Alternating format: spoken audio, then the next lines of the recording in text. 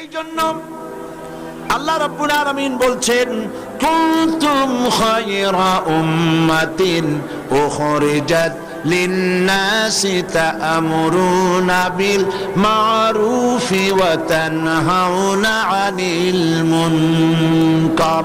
তোমরা শ্রেষ্ঠতম জাতি, তোমরা শ্রেষ্ঠ জাতি, উত্তম জাতি। তোমাদের কাজ হলো ভালো কাজ করবে, ভালো কাজের আদেশ করবে, অন্যায় কাজ দুয়াতে ফিরায় দেবে। দেশে আজ মদ চলছে, জুয়া চলছে, অশ্লীলতা চলছে, পাপাচার চলছে, এগুলি বন্ধ করতে হবে। আর এগুলি বন্ধ করার দায়িত্ব হচ্ছে সরকারের। একটা সরকার যায়, আবার আরেকটা সরকার আসে। সরকার একটা বিদায় হয়, আল্লাহ বিদায় করেন, আবার আরেকটা ক্ষমতায় আসে, আল্লাহ ক্ষমতায় বসান। এরপরে আল্লাহ পাক বলেন, লিনানজুরা কাইফা তা'মালুন, আমি তাকায় দেখি তোমাদের আমলটা কেমন হয়। যদি আমল খারাপ হয় তাহলে অতীতে যেমন হয়েছে আবারও তেমন হতে পারে। ঠিক কিনা বলেন? ঠিক কিনা বলেন?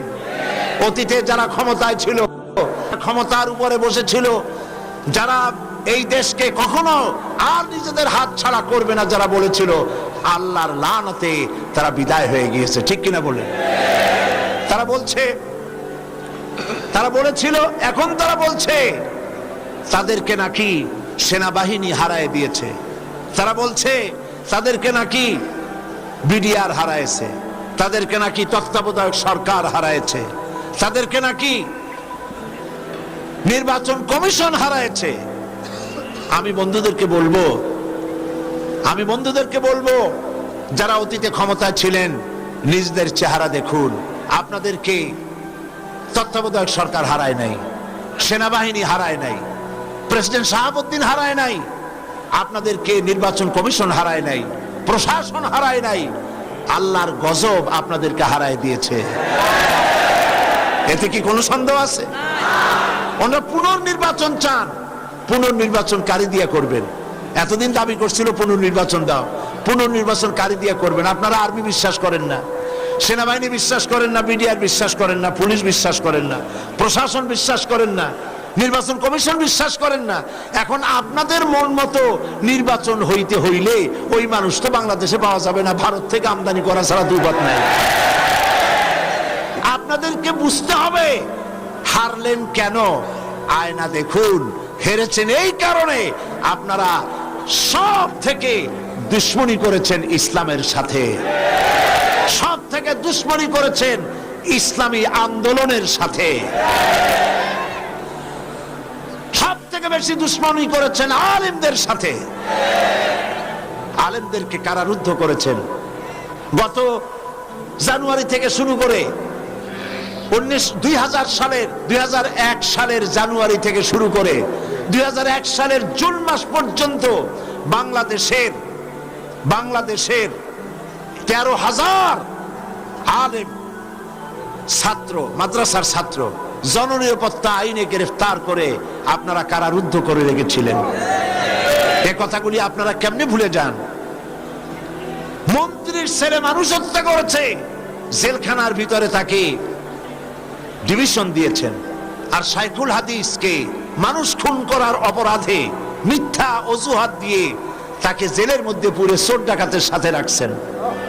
86 বছরের বৃদ্ধ মানুষ 60 বছর বুখারী শরীফের খেদমত করতেছেন, তিনি মানুষ খুন করছে এই কথা শয়তানও বিশ্বাস করতে চাইবে না। তাকে আপনারা জেলে পুরেছেন। মুফতি জারুল হক, মুফতি আমিনী, আলেম ওলামা সব ছিল আপনাদের দুশ্মন। কোরআনের সাথে দুশ্মনী করেছেন, ইসলামের সাথে দুশ্মনী করেছেন, আল্লাহ নারাজ হয়ে গিয়েছেন। ঠিক কিনা বলেন?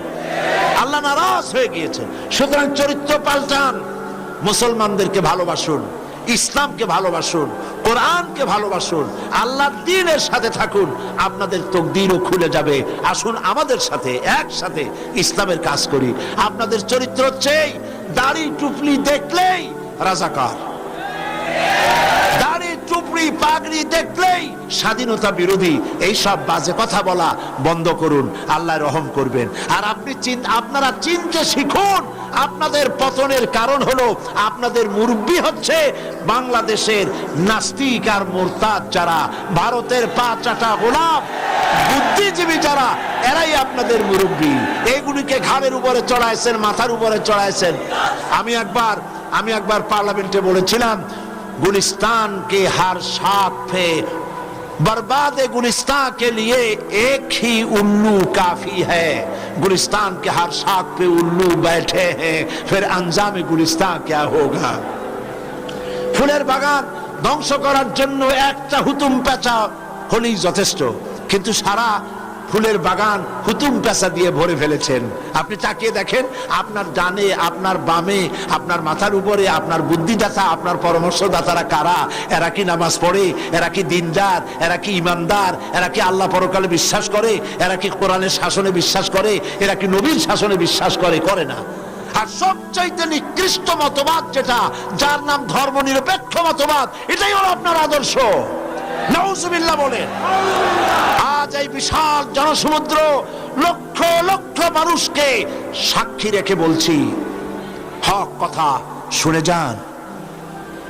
ধর্মনিরপেক্ষ মতবাদ একটি কুফরি মতবাদ। পৃথিবীর সমস্ত আলেম, সমস্ত পীর বুজুর্গ সব একমত, ধর্মনিরপেক্ষ মতবাদ কুফরি মতবাদ। কোন মুসলমানের জন্য ধর্মনিরপেক্ষ মতবাদের আন্দোলন করা জায়েজ নাই, হারাম হারাম। আর সেই আদর্শই আপনার। কোন নবী কি ধর্মনিরপেক্ষ ছিলেন? কোন সাহাবী ধর্মনিরপেক্ষ ছিলেন? কেউ ধর্মনিরপেক্ষ ছিলেন না, কোন আলেম ধর্মনিরপেক্ষ নাই। সেই জন্য ধর্মনিরপেক্ষ মতবাদ থেকে ফিরে আসুন, এই দেশকে ভালোবাসুন। এই দেশের বৃহত্তর জনগোষ্ঠী মুসলমান, বৃহত্তর জনগোষ্ঠী মুসলমান যেদিকে যাবে তারাই দেশ শাসন করবে। এদেশের বৃহত্তর জনগোষ্ঠী ইসলাম চায়, সন্ত্রাস থেকে বাঁচতে চায়, তাই তারা সন্ত্রাস থেকে বাঁচার জন্য ইসলামের পক্ষে কাজ করেছে, ইসলামের পক্ষে এসেছে। ইনশাআল্লাহ আল্লাহর মেহেরবানিতে গণতান্ত্রিক পদ্ধতিতে আমরা এগিয়ে যাব। আমরা চরমপন্থী নই, আমরা দ্বীনপন্থী, ঈমানপন্থী, ইসলামপন্থী।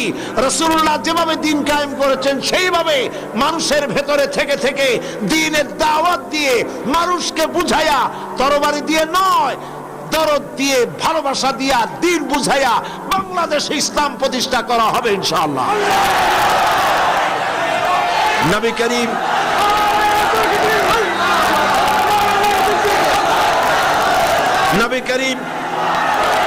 নবী করিম সাল্লাল্লাহু আলাইহি ওয়াসাল্লাম, থামুন, নবী করিম সাল্লাল্লাহু আলাইহি ওয়াসাল্লাম যুদ্ধ করে ইসলাম প্রতিষ্ঠা করেন নাই।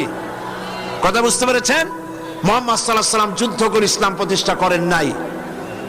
তাহলে আপনি বলতে পারেন, যদি তাই হবে তাহলে বদর, ওহদ এগুলো হইল কেন? হুনাইন, তাবুক হইল কেন? বোঝেন আগে ভালো করে। নবী করিম সাল্লাল্লাহু আলাইহি ওয়াসাল্লাম যত যুদ্ধ করেছেন সমস্ত যুদ্ধ ছিল, জিহাদ ছিল ডিফেন্সিভ, সবগুলো ডিফেন্সিভ।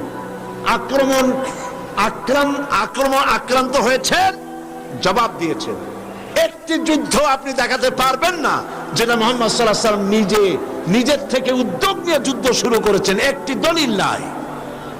আক্রান্ত হয়ে জবাব দিয়েছেন, এটা তো ইসলাম। মুহাম্মদ সাল্লাল্লাহু আলাইহি ওয়াসাল্লাম আমাদের নবী, আমরা তো ওই নবীর উম্মত না যিনি বলেছেন তোমার গালে কেউ একটা থাপ্পড় দিলে আর এক গাল পেতে দাও। আমরা তো তা না। আমাদের গালে এক থাপ্পড় দিলে আমরা তো বলবো না হাতে ব্যথা পাইছেন নাকি, তাহলে আর এক থাপ্পড় দিয়ে বাকি দাঁতগুলো ভালায় দেন। আমরা সেই জাতি। কোরআন বলেছে হাতের বদলে হাত, দাঁতের বদলে দাঁত, নাকের বদলে নাক, চোখের বদলে চোখ, জানের বদলে জান। নবী করিম সাল্লাল্লাহু আলাইহি ওয়াসাল্লাম দ্বীন প্রতিষ্ঠা করেছেন মোহাব্বত দিয়ে, ভালোবাসা দিয়ে। সুবহানাল্লাহ বলেন। আল্লাহ রাব্বুল আলামিন বলেছেন, ফাবিমা রাহমাতিম মিনাল্লাহি লিনতা লাহুম ওয়ালাউ কুনতা ফাজ্জান গালিযাল কলব লানফাদ্দু মিন হাওলিক। আল্লাহ পাক বলেন, হে নবী, আপনার দিলকে আল্লাহ রাব্বুল আলামিন নরম করে দিয়েছেন, ভালোবাসা দিয়ে ভর্তি করে দিয়েছেন। যদি আপনার দিলের মধ্যে করুণা রহমত আল্লাহ না দিতেন, আপনার পাশের থেকে মানুষগুলো সব ছিটকে যেত। কিন্তু আপনার দিলটা নরম হওয়ার কারণে মানুষ আপনার সাথে এসে জোরে আর সরে যায় না। মহব্বত দিয়া দিন প্রতিষ্ঠা হয়েছে, মহব্বতের উপরে, ভালোবাসার উপরে, প্রেম দিয়ে, ভালোবাসা দিয়ে দিন প্রতিষ্ঠিত হয়েছে। এই যে বিশাল বিশাল বিল্ডিং হয়, বিল্ডিং গুলি তৈরি হয় পাথর দিয়া, ইট দিয়া। পাথরও শক্ত, ইটও শক্ত। বিল্ডিং বানাবার জন্য দুইটা পাথর, দুইটা ইটের মাঝখানে একটা নরম জিনিস রাখতে হয়। সেই নরম জিনিসটার নাম কি? সিমেন্ট।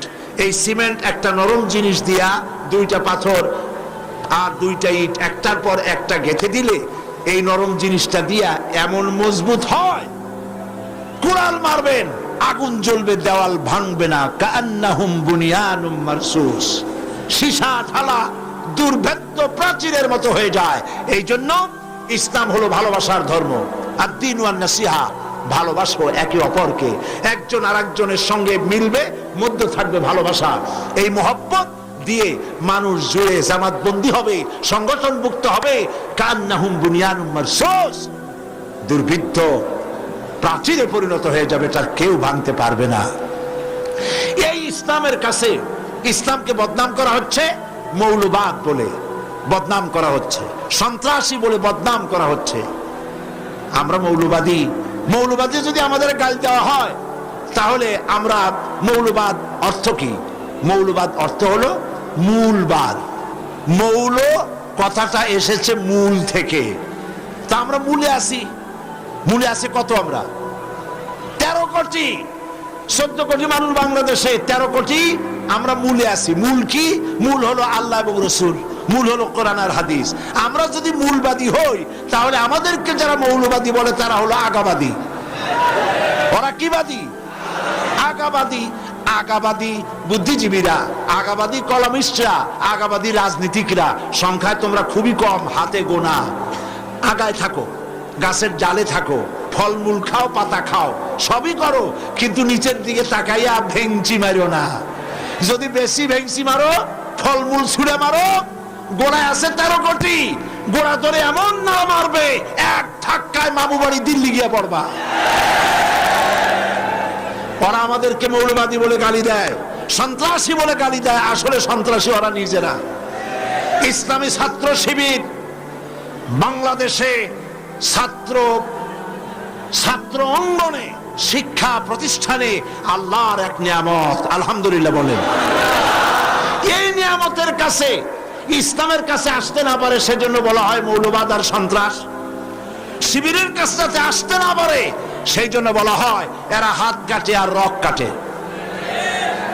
আমি বলি এই কথাটা হলো একটা চালাকি কথা। হাত কাটা, গলা কাটা, এইটা সহজ না পেটের মধ্যে ছুরি মারা বা গুলি করে মারা সহজ? কোনটা সহজ? তো হাত কাটা আর গলা কাটা এগুলি বলে কেন? হাত কাটতে কাটা কত বড় মুসিবত, তারে 4-5 জনে ঠাইসে ধরা লাগবে। তাছাড়া কেউ কি বলবে যে আসছেন যখন আপনি হাতটা কাটিয়ে দিয়ে যান, এরকম বলবে কেউ? 4-5 জনে ঠাইসা ধরবে, মুখের মধ্যে গামছা ভরবে, তারপরে হাত কাটবে বা রক কাটবে, পায়ের রক, হাতের রক, এভাবে কাটবে। এত ঝুঁকি নিতে যাবে কেন? ছুরিটা, যে ছুরিটা দিয়ে হাতটা কাটবে, ওই ছুরিটা পেটের মধ্যে, মুখের মধ্যে ঢুকাই দিলেই তো সারলো। এটা বলে কেন? এই সহজ কাজটা করে না, রক কাটে গলা কাটে কেন বলে? এই কথাটা বলে প্যানিক সৃষ্টি করতে চায়।